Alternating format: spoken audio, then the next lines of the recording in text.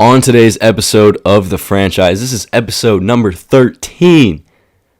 In today's episode, we're going to recap Week 10 of the NFL season that had some of the craziest games of the season so far that included the Buffalo Bills and Minnesota Vikings possibly playing the game of the season, Tua and the Dolphins balling out. I'm going to go over MVP candidates, recap all of the Week 10 games, look at the NFL playoff picture, and then talk a little bit college football in this episode.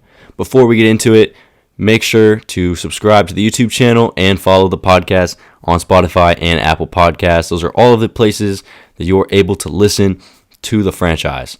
So without further ado, let's get straight into the episode. We're going to begin things with the Week 10 NFL recap.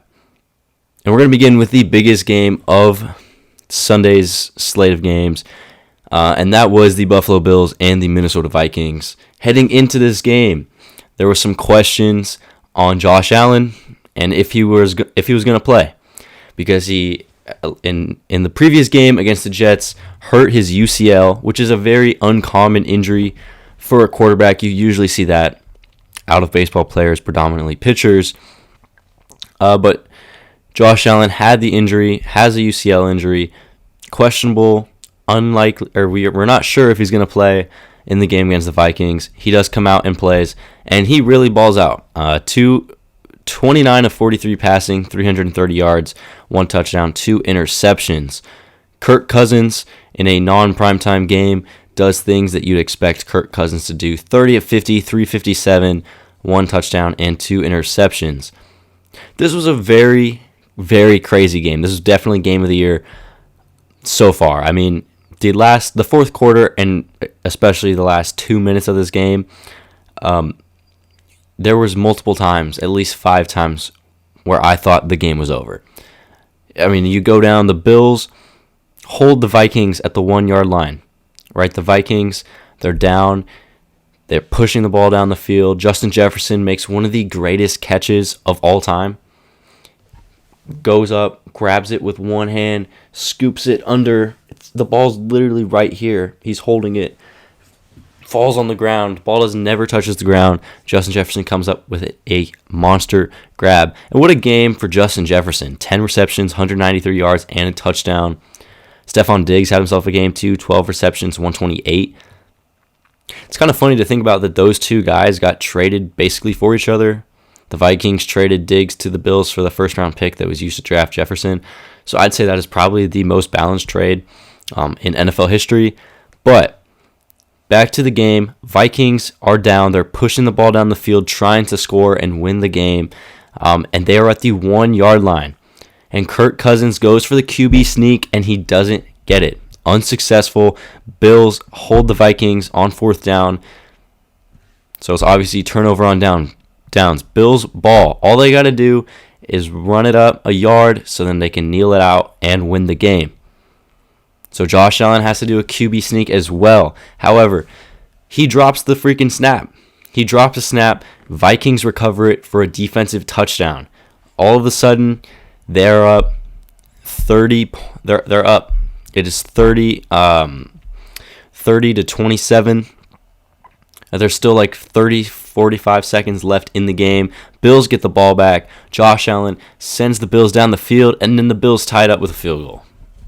So just when you thought the game was over when the Vikings didn't convert on 4th down, and then you thought the game was over because the Bills had it, and then you thought the game was over because the Vikings scored a touchdown, well, now it's tied, and they're heading to overtime, where the Vikings go ahead, kick a field goal. They're up 33 to 30. All the Bills need to do is score a touchdown, and they can win the game. Josh Allen throws an interception. Patrick Peterson gets the interception, and the Vikings hold on and win the game. They prove to 8-1 on the season. Bills fall to 6-3. This game was a big game for the Vikings. I think this was a bigger game, and it meant more to Minnesota than it did for the Bills. I mean, the Vikings heading into this game are 7-1, right? And the Bills are 6-2. The Bills are looked at to be the Super Bowl favorites, the AFC favorites. They're looked to be the best team in the NFL in most people's eyes. And the Vikings, despite their 7-1 record, were not getting the recognition that they deserved for the games that they've been having. People want to say weak schedule or all of these excuses to not credit the Vikings. However, they just beat the team that is supposed to be the Super Bowl favorite. It was a hard-fought battle. Both of these teams deserved to win and also kind of lose the game, right? But Minnesota, 8-1, they have the second best record in the NFL. I'm going to do a top 10 power rankings. I know last episode, I did all 32. This week, we're going to do a top 10 because you'll find out where I have the Vikings ranked now. I think last week I had them at 5. Find out where I have them now, as well as some of the other teams in the top 10. But the Vikings are definitely a legit team. They're easily going to win the NFC North. The Bears, Lions, and Packers are pretty far behind them right now in the standings. The Vikings have 1 loss. The other teams have 6 or 7. So, long way to go for those teams. But the Vikings, you look at their offense with Dalvin Cook, who in this game had 119 yards rushing and a touchdown. Justin Jefferson, Adam Thielen, TJ Hawkinson, they just traded for at the trade deadline. And they have a nice head coach in Kevin McConnell. And Kirk Cousins, as long as he's not playing prime time, which is going to be tough in the postseason. So you could definitely say the Vikings might not win a playoff game. But the Vikings offense is very, very good, very dominant, and very explosive. And that's propelling them to be one of these best teams in the NFL right now. The Bills, what can you say about them in this game? They don't have a running game. It's been like that all season. Josh Allen had 84 yards. He was their leading rusher in terms of yards. Singletary had 2 rushing touchdowns, but they need a more dominant running game, and they're not going to be able to get that this season with the trade deadline already passed. Who are they going? Are they going to go out and get an Odell Beckham Jr. to add to that wide receiver room with Diggs and Gabe Davis? They very well could do that, but they need a running game. And there were some stats that were coming up on the television broadcast during the game that when the Bills are within, it's like a 1 score or they're down or it's a very tight game, they're like 0-8 or something in these games. But when they're up by more than 1 or 2 scores, they're like 16-1. So the Bills in these crunch time games, the games where it's down to the wire and they have a chance to lose the game, they've just not come up clutch. The Bills are able to blow out teams. They've done it many, many times. They're able to kill teams. But when it comes to fighting teams that are playing teams that are putting up a fight against them, it has been tough for them the past few seasons to come out with a W. But I don't think this game discredits the Bills' Super Bowl hopes or their contender status at all. But for the Vikings, it definitely pushes them up. Moving on, the Seahawks and the Buccaneers. Seahawks lost this game 16-21. This was the first ever NFL game in Germany. And the main thing from this game is the Tampa Bay Buccaneers, they very well could be back this season. Earlier, a few weeks ago, when they were 3-5, the questions were, they'll probably make the playoffs, right? Because you look at the division that the Buccaneers are playing in with the Atlanta Falcons and the Panthers and the Saints. All 3 of those teams are very poor teams. They're bad teams, right? The Falcons at one point led the division. I don't think they ever did lead the division. But at one point, they were the only team that you could see because they put up a lot of good fights in these games. But Tampa was really the team that you were going to say is going to win the division despite the season that they would have going forward. But now they're 5-5. They beat the Rams last week, and they just beat the Seattle Seahawks, who are a good team. They're 6-4. They have one of the best offenses in the game. And Tampa really did a good job yesterday in Germany. They shut down Kenneth Walker. Kenneth Walker only had 17 yards on 10 carries. And the Buccaneers got something from their running game. The Buccaneers have the worst ranked rushing offense in the game. They're dead last in basically every rushing stat. Rashad White yesterday, though, 22 carries, 105 yards. Leonard Fournette gets 57 yards and a touchdown. Tom Brady, 258, 2 touchdowns, and an interception. The Buccaneers team, they have all of the talent on both sides of the ball to be a legit Super Bowl contender team. I mean, you have Tom Brady, the greatest quarterback of all time, the most winning quarterback of all time, right? And then you have Leonard Fournette, who's been a good running back in his career, Chris Godwin and Mike Evans with Julio Jones. They have Russell Gage. The only question for them, I mean, there's a few questions. If their running game can play like they did against the Seahawks, they'll be fine. Right, if Rashad White and Leonard Fournette can have the kind of game that they just had the rest of the season, then the only question for them is going to be the offensive line, which at times and for most of the season has not played particularly well at all. The defense for the Buccaneers is very, very dominant. I mean, they're a great defensive unit, among one of the best in the league in a number of statistics. So Tampa is definitely going to win the division. I think it's not a question of them winning the division. The question is, are the Buccaneers going to win a playoff game? And if they do, how far are they going to go in the playoffs? Like, are they Super Bowl contenders? And I mean, we'll get to the standings and the playoff picture in a little bit. We'll just run through a few more of these games because, it's really interesting looking at the picture right now for the playoffs because we're at the point heading into Week 11 where you have a general idea of who's going to be in the playoffs, who the contenders are, and what teams are going to make the playoffs that probably won't win a game. They probably won't win their game that they play in the playoffs because they had a good regular season. Moving on, though, we have the Detroit Lions. They beat the Bears 31-30 in Chicago. Justin Fields had himself his second straight game. That was absolutely amazing. Last episode, Justin Fields, I was talking about him getting all of the hype, all of the attention for the game that he had against the Dolphins, and saying that, he deserves it all from that game.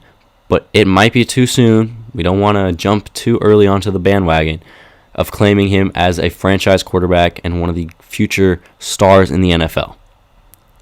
Well, I think waiting one game to see what he does is enough because Justin Fields in this game had himself an amazing day. 12 of 20 passing. Remember, the thing with Justin Fields is he's not going to throw the ball a lot. One, the offense doesn't call for it. And two, right now he doesn't have a great receiving weapons or a great offensive line. But 167 yards passing, 2 touchdowns, and an interception that turned into a pick six. But the funny thing about that is that pick six, next drive, Justin Fields comes out and he runs for a 79-yard rushing touchdown. And on the ground for Fields today, 147 yards rushing, 2 touchdowns. So Justin Fields is one of the greatest dual-threat quarterbacks in the NFL right now. Up there with the likes of Lamar, Kyler Murray, Jalen Hurts. Justin Fields is right up there. Top 2, top 1 mobile dual-threat quarterbacks in the NFL. And he's definitely a guy that the Bears should be building around. They traded for Chase Claypool at the deadline. I think that is a move to show, hey, we want to put weapons around you, right? They traded their 2 defensive players at the deadline, Roquan Smith, right? They're getting some draft capital. Will they try in the draft to surround him with either a better offensive line or more receiving weapons? I would definitely think about drafting a receiver. You could say, okay, let's beef up the defense and the offensive line and then go out in free agency and sign a wide receiver. But, I mean, you look in the past at some of these free agent wide receiver deals, they don't always turn out to be the best. Look at what the Giants did. Kenny Golladay has been, horrible since he signed his free agent contract. Christian Kirk's been good for the Jaguars. So there's definitely going to be guys out there in free agency for the Bears. And, I mean, the good thing for them, too, is they're going to have some of the most cap space in the offseason. So the Bears have the potential with Justin Fields, who's going to be looked at as a franchise quarterback in the offseason. They have the potential to really beef up this roster and be a good football team next year. But they did lose this game. Lions beat them by 1 point. There's not much I want to talk about the Lions. They're not that good. DeAndre Swift has not been the same player since he got hurt a few weeks ago. Amon-Ra St. Brown finally had another good game. The Broncos and Titans played. Broncos lose this game 17-10. Not much to go over here except for that the Broncos once again lose the game. They're 3-6. The Titans, though, the Titans are a very good team, 6-3. I think this Titans team is better than the one last year. The one last year was the best team in the AFC. But this roster and the way that they're playing, I don't know. It just seems like it's going to be a better team. Maybe they can actually win a playoff game this season. Chiefs beat the Jaguars 27-17. Patrick Mahomes, 26 of 35, 331 yards, 4 touchdowns, 1 interception. Trevor Lawrence, 259 and 2 touchdowns. Travis Kelce had a nice day. Kadarius Toney, first NFL touchdown, first touchdown with the Chiefs. Patrick Mahomes, you'll find out later in my MVP rankings. He's among one of the top guys. He's the best quarterback in the NFL. The Chiefs are, you'll find out in the power rankings too. I mean, we might as well just skip to that part. We'll just run through some of these recaps though. The Dolphins are 7-3. They just beat the crap out of the Browns 39-17. Tua's having an amazing season. Jeff Wilson just got acquired a few weeks ago from the Niners. 17 carries, 119 yards, and a touchdown. Waddle and Hill had some quiet days. Had a quiet game compared to their previous performances. But the Dolphins pick up a win and improve to 7-3. The Texans fall short to the New York Giants. The 7-2 New York Giants. They win 24-16. Saquon Barkley had 35 carries for 152 yards and a touchdown. That's a lot of carries. I mean, Saquon Barkley is literally the New York Giants' entire team. And once again, I'm going to say it until it is proven wrong in the postseason. But I think it's going to stand. The Giants may be 7-2, but the Giants are frauds. They will not win a playoff game this season. Mark my words, they're not going to win a playoff game. I mean, they only have Saquon Barkley, right? Daniel Jones is doing a little bit, but outside of Saquon and a solid defense and some good offensive line play, another thing in the playoffs is having a good running game. I just don't think they're going to match up well against these other teams when it comes postseason time. Steelers win 20-10 over the Saints. The Colts, new interim head coach Jeff Saturday picks up a win. They beat the Raiders 25-20. Like I've been saying, the Raiders suck. They're very bad. 2-7. Derek Carr was very upset after the game. Josh McDaniels is a horrible head coach. But the Colts pick up a win. They're 4-5-1. They are not that far out of the playoff race. I guess you could put them in the hunt right now. Jonathan Taylor had a comeback game, 22 carries, 147 yards, and 1 touchdown. Matt Ryan, a few weeks ago, was benched basically for the rest of the season. But Jeff Saturday puts in Matt Ryan. He goes out 222 yards, 1 passing and 1 rushing touchdown. The Raiders, I think the problem for them, besides Josh McDaniels, besides Derek Carr's poor play, besides their offense not being as good, considering the fact that they have Davante Adams and Josh Jacobs, is the defense.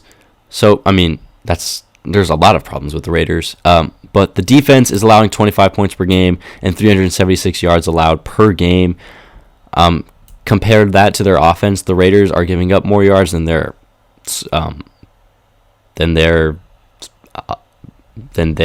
producing on offense. So that's definitely a problem. What are the Raiders going to do in the offseason? What will they do? Because they're projected to have like the 2nd or 3rd overall pick. So what do you do with that draft pick? I mean, you look at the quarterback class, C.J. Stroud, Ohio State, Bryce Young from Alabama, some other quarterbacks in the draft. Definitely like 2 or 3 more first-round quarterbacks. But do you draft a quarterback? Because I don't think the problem with the Raiders is all at Derek Carr or all on this offense. I don't think it makes sense when it comes draft time for the Raiders to draft a quarterback. It just doesn't make a whole lot of sense to me. I know, yes, C.J. Stroud. Okay, if you get the number 1 pick and you have the opportunity to get C.J. Stroud, okay, maybe you take that. But if you're trying to win a Super Bowl and make the playoffs with Devontae Adams and Josh Jacobs and all of the pieces that you have offensively at your skill positions, it makes more sense if you have like a top 2 pick to either draft Will Anderson from Alabama, the defensive stud, or trade down, get more draft capital, more assets to help build out the roster in more areas, because I don't think drafting a quarterback makes a whole lot of sense, right? Maybe if the Colts ended up with a number 1 and number 2 overall pick, then obviously you take a quarterback. But for the Raiders, who have a guy like Derek Carr, who's, yes, has not been good this season, but in years past has been good. Like, you look at the previous, every other season of his career besides this one, he's been a good NFL quarterback. Of course, it's just this year with a new head coach who sucks so bad. Like, he should be fired, but he won't get fired. And Josh McDaniels. The Raiders, in the offseason, interested to see what they do. I mean, obviously, there's like no talks about the offseason right now. It's just a lot of people on the internet saying, the Raiders should draft a quarterback. The Raiders need to get Bryce Young and CJ Stroud. I think you draft other people at other positions, and if you're bad again next season, Caleb Williams.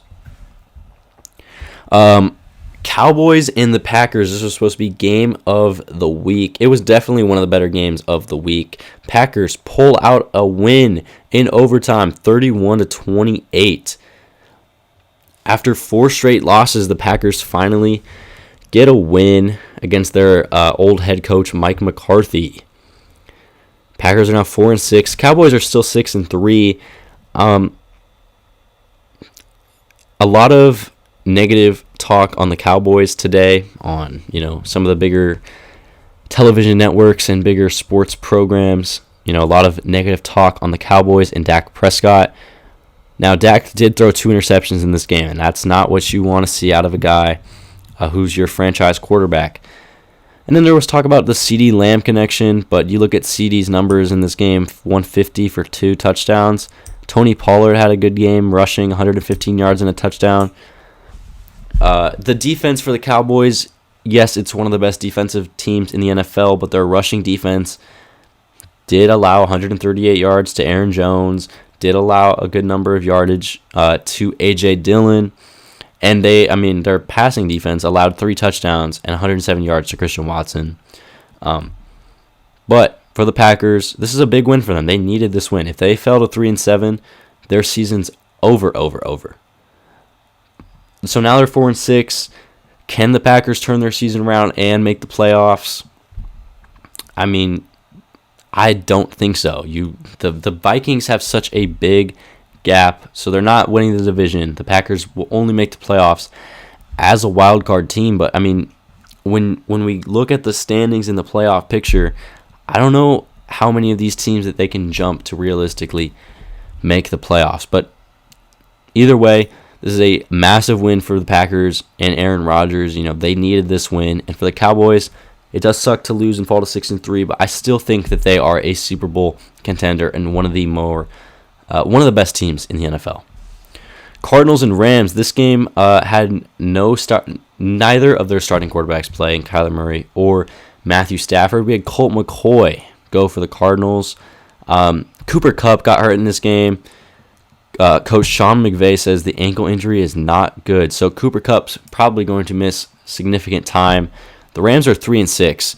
The Rams are bad.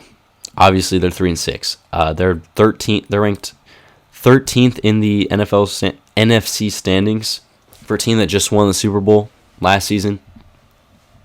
But I don't understand why people didn't see this coming at some point. Obviously, this happening right now this season was definitely unexpected. But the downfall of the Rams was inevitable. The Rams have been trading first-round picks, second-round pick, third-round picks for the last 4 or 5 seasons, and they've been throwing hundreds of millions of dollars at their roster. So they have no salary cap. They have no draft picks until basically the 6th round of every single draft for the next decade. And they just keep bringing in star guys, right? I know they brought in Von Miller and OBJ last season, and they won them a Super Bowl. But now their team, those two guys leave. Odell's going to probably sign. I think he's going to go sign with the Dallas Cowboys, and I think if that happens, they're definitely a team to look out to win a Super Bowl. But those two guys leave, Von Miller and OBJ. Matthew Stafford this season has not looked particularly great. The only player that's played amazing for them has been Cooper Kupp, who's one of the better receivers in the NFL. Which reminds me, I am going to have to put out a wide receivers rankings because there has just been so many great performances this season out of the wide receiver position. And I feel like every single game and every single week, there's always a new top three.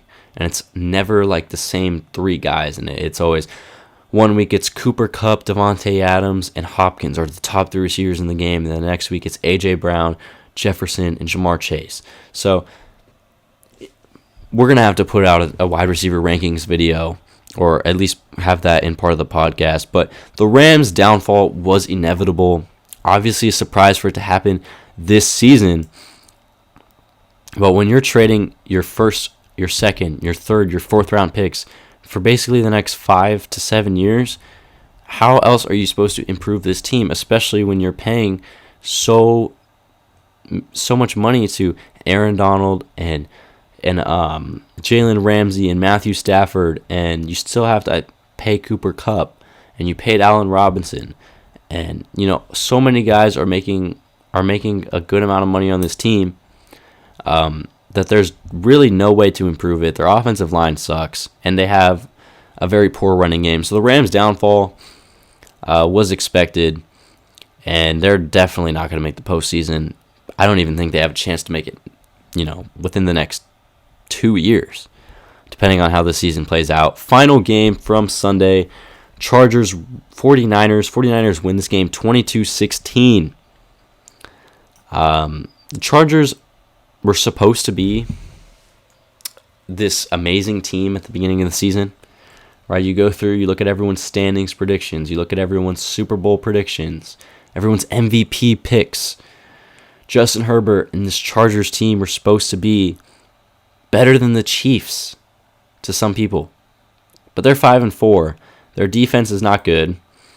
Justin Herbert has not played the greatest football from what you expected out of him.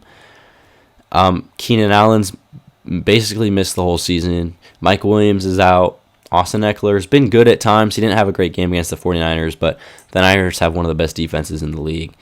So the Chargers, when we look at the picture, which we're about to do, we'll just get into it right now. The NFL playoff picture right now. In the AFC, I put down 9 teams. Only 7 teams make the playoffs, but I put down 9 in the AFC who are basically in the playoffs or in the playoff hunt right now. 1 seed, Kansas City Chiefs at 7-2. 2 seed, Dolphins 7-3. Titans are 7-3. They're at the 3 seed. 4 seed is the Ravens. 5 seed, Jets. 6 seed, Bills. 7 seed, New England Patriots. Right now, if the season ended today, all 4 AFC East teams are making the playoffs. Before the season, we thought all 4 AFC West teams would make the playoffs. And now there's a chance that only one of them does it. So that's wild. 2 teams that are outside looking in, that I have in the hunt to make a playoff spot, are the Chargers and the Bengals at 5-4. If I was to pick one of the 2 teams, it's going to be the Cincinnati Bengals. Joe Burrow, MVP candidate. Joe Mixon, one of the best backs in the game. Jamar Chase, T. Higgins, and Tyler Boyd. Great 3-man receiving group. I think they'll end up making the playoffs over a team like the Patriots or the Chargers. So I think the AFC playoff picture is a lot more cut in stone, easy to figure out who is going to make the postseason and where these teams are going to be. The Chiefs are probably going to have the best record in the AFC, and the Dolphins, Titans, Ravens are going to be up there. The Bills will probably be up there when it's all said and done. And the team like the Jets are 6-3. They'll probably make the playoffs. They could definitely collapse. The Bengals will probably make the playoffs. The Chargers are going to be competitive. And, the Colts are not too far behind the Bengals at 4-5-1. They win out. They could have the opportunity to make the postseason. But the NFC is where the playoff picture gets a lot more interesting. Obviously, the Eagles are the number 1 seed right now. They're 8-0. The Vikings are number 2 at 8-1. Seahawks are 6-4. They're at the 3 seed, and the Buccaneers are 5-5. They're at the 4 seed. And then your 3 wildcard teams are the Giants at 7-2, Cowboys at 6-3, and the 49ers at 5-4. So I put down a few teams that are on the outside looking in that I think could make the postseason. Those are going to be the Commanders at 4-5, Packers, Falcons, and Cardinals. Those 3 teams are all at 4-6. So if you're a team like the Packers, well, first I'm going to eliminate. I know I put these teams down, and they could definitely make the postseason. But the Falcons and the Cardinals and the Commanders, I don't think are going to make the postseason. So that leaves the Packers. If they win out, they're 4-6. If they win out, go 10-6 on the season, are they going to be able to snag one of these playoff spots? Right? Because it's going to come down to the 3 wildcard teams. Because the Eagles are going to win the division, most likely. Okay. This is tough to look at because it's actually kind of crazy. The Vikings are going to win the NFC North. So they're locked to be a top 4 seed. The Buccaneers locked to be a top 4 seed. They'll win their division. So the 2 divisions up for grabs are the NFC West and the NFC East. The Seahawks are 6-4, but the Niners are 5-4, right behind them. Easily, the Niners could take that division. And the Eagles, although they are 8-0, the Giants and the Cowboys are right behind them. They still have to play each other. The Eagles still have to play the Giants and the Cowboys one more time this season.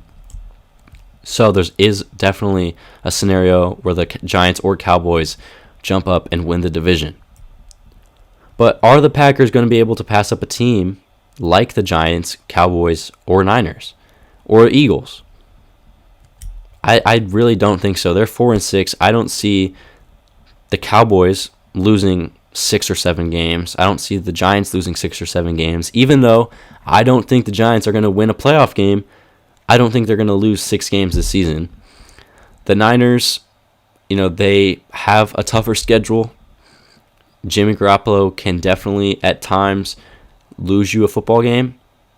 But that defense and that running game and the whole offense for the Niners is too good. So I don't think there's a way where the Packers make the postseason. 6 losses at this point, they have to win out. And even if they win out and if they go, I forgot there's 17 games. So if they go 11-6 now, I don't think that's going to be enough. And if they go 10-7, I don't think that'll be enough either. Because these teams in the NFC right now are very dominant football teams. So last week I did my all 32 power rankings. My second one, I did first one week 5, second one last week. So now I'm just going to do a top 10 power rankings because that was an incredible weekend and there's some shakeups in the power rankings. Last week, the number 1 team in the NFL was the Eagles. This week, now the weird thing is the Eagles play on Monday Night Football. They play tonight. I'm recording this on Monday at noon. They play tonight. They play the Commanders. So currently, as of recording the podcast, the number 1 team for me in the NFL is the Eagles. If they win, they stay at number 1. If they lose to the Commanders, the Chiefs, who are my number 2 team, will jump up to number 1. So I guess we'll have to do a few different power rankings. But right now, what I have them down on the notes: Eagles, number 1 team in the NFL. Chiefs are number 2. Patrick Mahomes is the best quarterback in the league. Their offense is amazing. And they have the best coach in the game, too. Number 3, this is a big shakeup. Last week, it was the Bills. This week, it's the Minnesota Vikings. With the win over the Bills, being 8-1, and having one of the best offenses in the game, that puts them up there, number 3, as a legit team in the NFL. Number 4, I have the Dolphins. The Dolphins have not lost when Tua has been healthy and playing for them. With Tyreek Hill and Jalen Waddle, the best wide receiver duo in the game. Great running game from Jeff Wilson and some good defensive and a good defense. The Dolphins, number 4. 5 is where I put the Bills. Yes, they lost the Vikings, but like I said earlier, I don't think this is going to take them out of the list of teams that can win a Super Bowl this season. They're at 5. 6, Tennessee Titans. I like them. I think their defense is playing good. Derrick Henry's playing some good football at running back. Their receiver question, they don't have, really a true number one receiver, but they have everything else to be a team that could win a playoff game or two. 7, I have the Cowboys. Last week I had them at 4, but this loss to the Packers, going to drop them down a few spots. I still think they're a team that can win a Super Bowl, especially when they sign Odell Beckham Jr., because they're going to sign him. I think he's going to the Dallas Cowboys. When they sign him, they'll be just fine. 8, I have the Giants. Another win. They're 7-2. That's insane. We didn't think that would be the case. 9, I have the Ravens. They had a bye week, but you look at Lamar Jackson. He's a guy that could definitely go out there, win them some games, and possibly win them a playoff game. At number 10, I have the Seahawks. 11 is where I put the Buccaneers. Now, I know the Seahawks did lose to the Buccaneers, so logically, it makes sense to swap them. But looking at where they've been all season, the Seahawks are number 10. The other few teams, Bucks are at 11, Jets are at 12, Niners 13, and Patriots 14. NFL MVP race. We're at that time of the year where it's going to be a lot of discussions about the NFL MVP. So I wrote down my 5 leading candidates for the award. And number 1, the guy who right now is my vote for league MVP is Patrick Mahomes. He leads the league in yards. He leads the league in touchdowns. He has a 78.6 QBR, 66 completion percentage, 106.1 rating. He's, by and large, clearly the number 1 quarterback in the NFL. The way he's just able in every single game to either blow out a team or to keep the Chiefs in the game when their defense lets them down, and the throws that Mahomes makes and everything that Patrick Mahomes does is the best. So he's right now the leading candidate for NFL MVP. Number 2, I have Tua. Tua missed a few games this season, with some scary injuries. But you look at his stats this season, 2,265 yards. That's enough for 11th in the NFL. 18 touchdowns, ranks 3rd. 3 interceptions, 82.6 QBR. Patrick Mahomes' QBR 78.2. That's second best in the NFL. Tua has an 82.6. Tua's QBR, QBR is a weird stat to look at. It's like, it's definitely has its problems and its flaws at times. But Tua leads the league in QBR. 71% completion percentage and 118 rating. Tua and the Dolphins, when Tua's playing, the Dolphins are one of the more are unbeatable. No team has beat the Dolphins when Tua has played an entire game healthy. So he's at number 2. Number 3, Josh Allen from the Bills.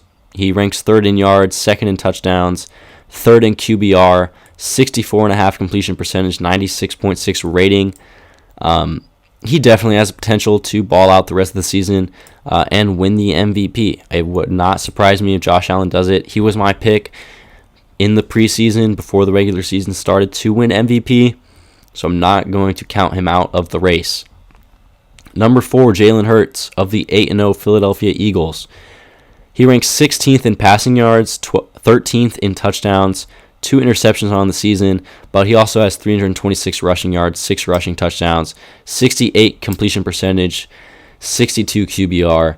He's playing amazing football. He's leading the Eagles to an 8-0 record. I don't think he's going to win an MVP, but because the Eagles are 8-0 and they have, they have the potential to go 17-0, Jalen Hurts will get some MVP votes at the end of the season. Finally, number 5 spot, I have Joe Burrow. You could put Lamar Jackson here. You could put some other guys here, but I have Joe Burrow. He ranks 4th in yards, 3rd in touchdowns. He has a 55.5 QBR, 70 completion percentage, and a 102.6 quarterback rating. A rating. Joe Burrow, I said it a few episodes ago, he's borderline. He's about to enter the tier 1 quarterbacks in the NFL. That includes the names of Mahomes and Allen. It's going to be really interesting, actually, at the end of the season, what the top quarterbacks are going to look like. What does the top 10 QB list look like? With respect to guys like Tua and Jalen Hurts, are they going to make the top 10? So those are the MVP ladder. That's who I have right now.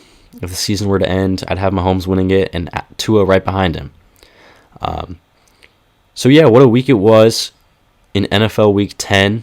Some amazing games, some big impact games, and some amazing performances from some of the star players in the league. College football, real quick. There's 2 games left in the regular season, and it's conference championship weekend, and then we will find out who makes the college football playoff. Georgia won their game. Michigan won. TCU, Ohio State, Tennessee, USC, and LSU. Every team in the top 10 won their game this weekend. It still bugs me that LSU in the AP poll is ranked above a team like USC. So my top 10, because the college football playoff rankings come out on Tuesday. So this is my rankings, as well as kind of what I think the committee is how they're going to rank these teams. Number 1 is going to be Georgia. They're the best team in the nation offensively and defensively. Number 2, I have Michigan. Michigan and Ohio State, the 2 undefeated Big Ten teams, they're going to play each other in 2 weeks. So that, whatever team wins the Ohio State-Michigan game is going to make the playoff. Whichever team loses won't. That's basically how it's going to work. If one of these 2 schools loses, they're not going to make the playoff if they lose. That's just not how it's going to work. One of the SEC teams that has a loss will make it instead. Georgia 1, Michigan 2. Number 3, I have TCU. They had an amazing win over a school like Texas that, a lot of predictions saying Texas could easily beat TCU with Quinn Ewers and that offense down at Texas with Steve Sarkisian as head coach. However, TCU gets the upset. Not an upset. They're the number 4 team in the country last week. But TCU holds on. Their defense plays great. Holds Texas to 0 offensive touchdowns. So TCU is my number 3 team in the country. And number 4, I have Ohio State. Yes, they have C.J. Stroud, and they have some good wide receivers, but their offensive line's playing bad. Their defense hasn't been great. And they've had, some not so good-looking games the past few weeks. So they're still at 4. 5, I have Tennessee. 6, USC at 9-1. 7, LSU. 8, Bama. 9, Clemson. 10, Utah. So the scenario is interesting here because the conference championship game for the SEC, I believe it's Georgia and Tennessee. I actually want to double check that, but I'm pretty sure we already have that set. But it's going to be interesting, right? Let's just talk about Ohio State, Michigan here, because they play in 2 weeks, and whichever team wins the game is going to be in the college football playoff. They're going to be a 12-0 conference champion, or we'd assume 12-0 as long as one of these teams doesn't lose their next game before they play each other. But if they both come into the game against each other 12-0, 11-0, sorry, whoever wins that game is going to be a 12-0 conference champion from the Big Ten. They're going to get into college football playoff. That's pretty easy to decide right now. Let's see, are these the conference championship games? We're looking for week 14. Okay, so no.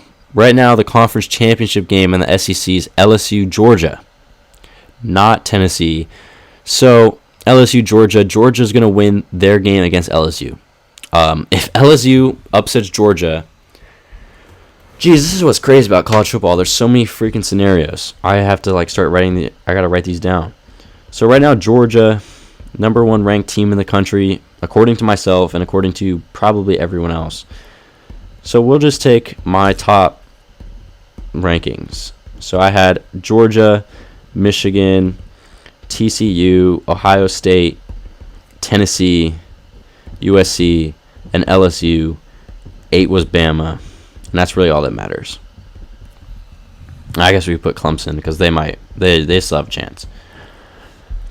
Georgia, LSU. If Georgia wins the game, Georgia's into the college football playoff. If Georgia loses to LSU, LSU's in. Basically how it's going to be. Ohio State, Michigan. Whoever wins is going to be in. Let's say Michigan beats Ohio State. Michigan is in the college football playoff. Ohio State will not make it. 11-1 team. Yeah, they lost, but they didn't make it last year and when they lost to Michigan. TCU, let's say they're an undefeated conference champion, so TCU is in. So we have 3 spots. In one scenario, we have Georgia, Michigan, and TCU.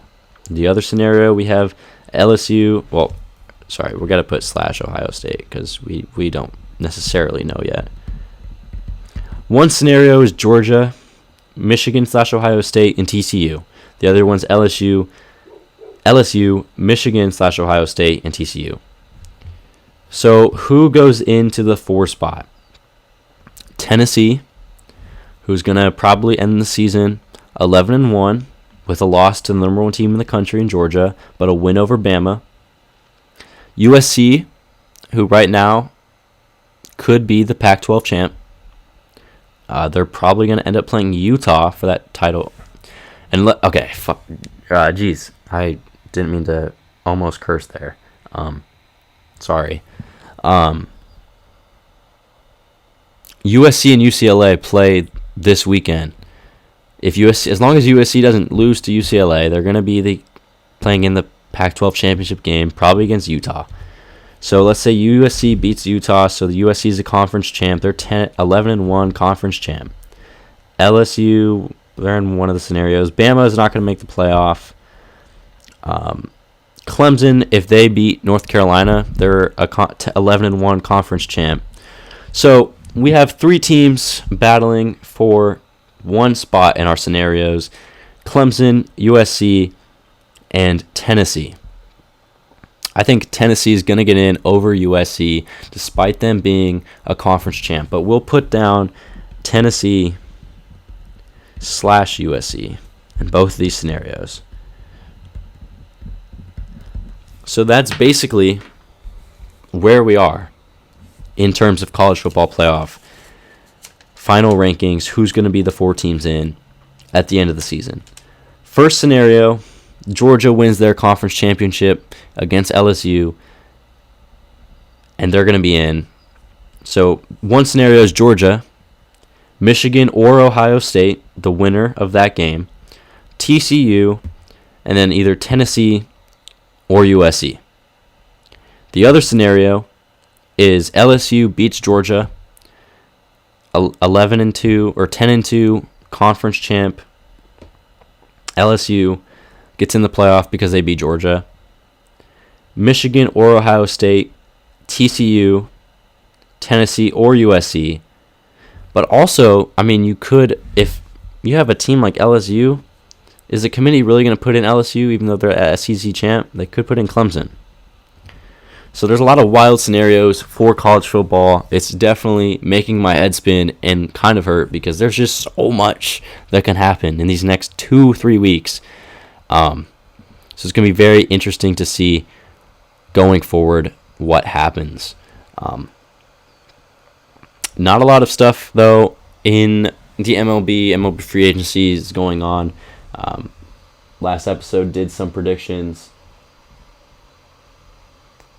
Sorry, that was a weird video. But once some off-season news happens in the MLB, we'll go over that. We'll go over some NBA stuff in a few episodes, just seeing where we are in the regular season. But that's going to do it for this episode of the franchise, episode number 13. Remember, the podcast is available on Spotify, Apple Podcasts, and YouTube. Check out the Instagram and the TikTok and all of the other platforms. All are in the episode description. But yeah, thank you guys so much for tuning in to another episode of the franchise. That's going to conclude it for this episode, and we will see you guys either later this week or next week with another episode.